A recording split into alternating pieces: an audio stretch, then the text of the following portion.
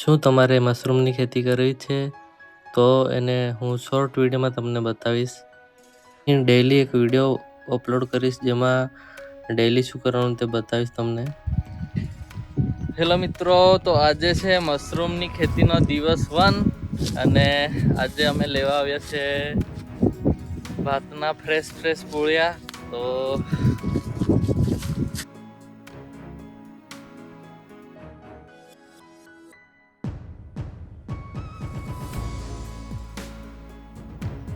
આ છે મારી નાની રૂમ. અહીંયા મશરૂમની ખેતી કરીશું અને આવી રીતે ભાતના પૂળિયા તમારે લાવીને સ્ટોર કરવાના રહેશે. ત્યારબાદ આ રૂમ રહેશે જેને ચોખ્ખું કરવું પડશે તમારે.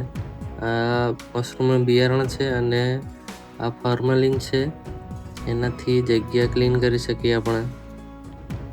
પૂળિયાને એવી રીતે વિડીયોમાં બતાવ્યું છે તેમ 4-4 ઇંચના ટુકડા કરી લેવાના. આખા પૂળિયાને કટિંગ કર્યા બાદ એની આખી પ્રોસેસ હું બીજા વિડીયોમાં બતાવીશ તમને.